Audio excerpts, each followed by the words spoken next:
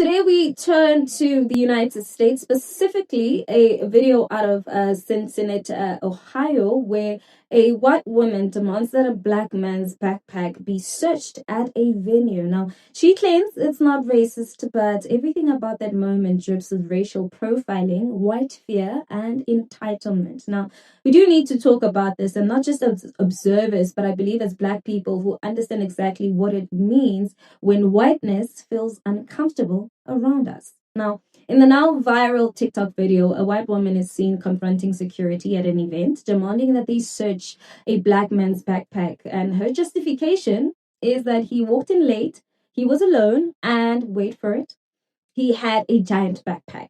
Security calmly tells her that we don't check bags, and that's not our policy. Still, of course, like Karen herself pushes, and she insists that she's just being logical and she is just concerned. Let's watch this video. Yeah, but still, like It's not racist. but still, How he can still. you not check a man's backpack? We're not supposed but he pays for it. He already paid for the ticket already. So You should check. Very odd. Yeah, we can check. He walked in late. He walked in by himself, and he has a giant backpack that they admittedly did not check. We don't check backpacks. That makes me concerned. Okay, we could be concerned. We don't check everybody's backpack. It's not required. It's a large venue with a lot of people. Okay, but we don't check everybody's backpack. So I just want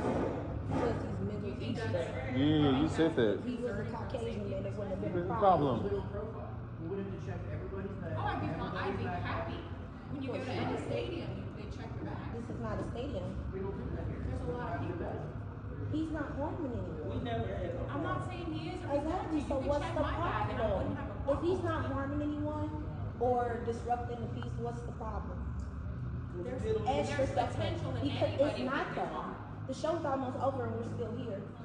No one's harmed, no one's been I threatened. would have no problem if you checked my purse. I wouldn't want Never. to. I'm not It's gonna not part of my job And he may requirement. not either, but we just can't profile a person. I totally agree. My point to her was you should check everyone's Your first bags, word. and But your he first Middle word was Eastern. Middle Eastern. That's I just was racist. telling you why I was concerned. Yeah, but Because he's still, Middle East. still in Middle Eastern, that's still He racist came by though. himself. Sounds right He's not to you? listening to the Everybody can come by themselves.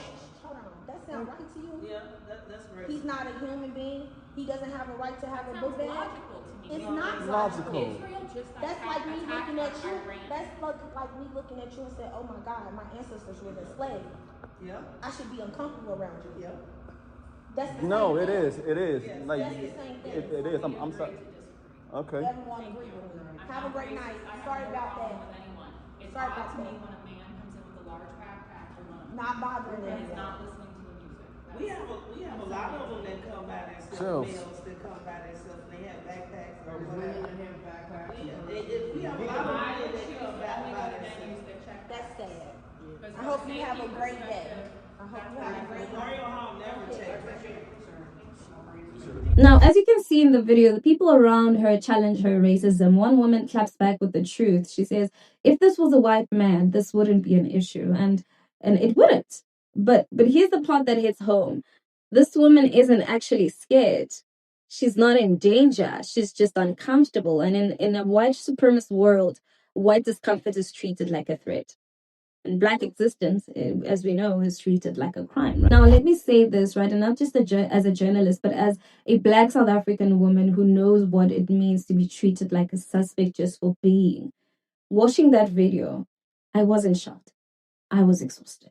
Because this is the same old story. It's the same fear that made white women in colonial South Africa clutch their pearls at the sight of a black man in their space. It's the same logic that justify passports, curfews, dompas, dogs being unleashed on unarmed men. It's the same fear that gets black people followed around stores, denied entry at clubs, or shot for reaching into their own backpacks all over the world. And let's be real, if that brother in the video had reacted with frustration or raised his voice or even looked annoyed, suddenly he would have become aggressive. He would have become threatening and dangerous because whiteness always gets to cry logic while blackness is forced to perform calmness just to stay safe. And let's be clear, the backpack was never a threat.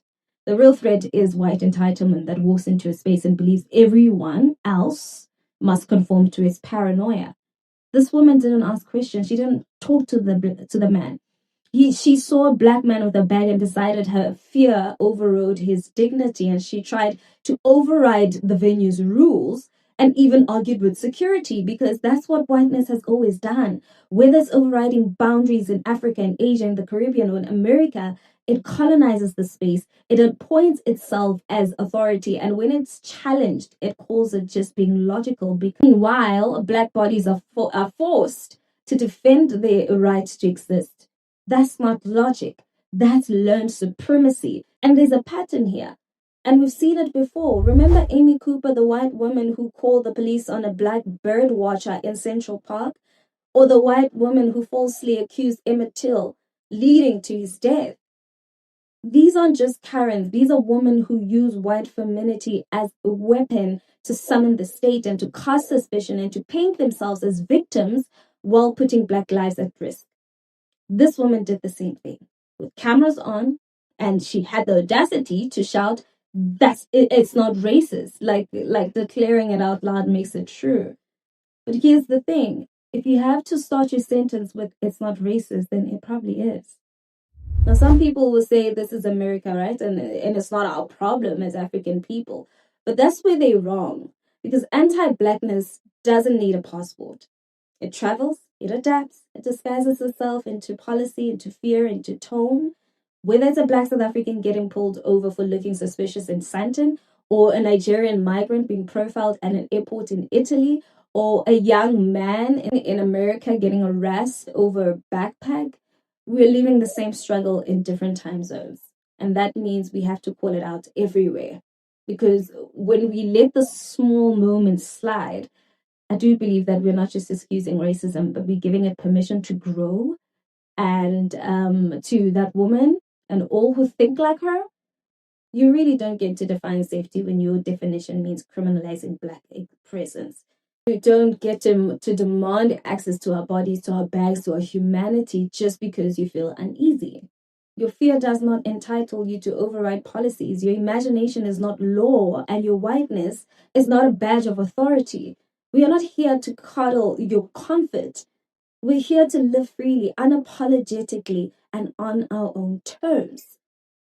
Now, I'm Naledi Mfoloe, and this is ADNC, where our truth is global, powerful, and unapologetically black. I really want to hear what your thoughts are on this. Let's continue the conversation in the comment section. And while you're at it, don't forget to give this video a thumbs up. That's it from me. Till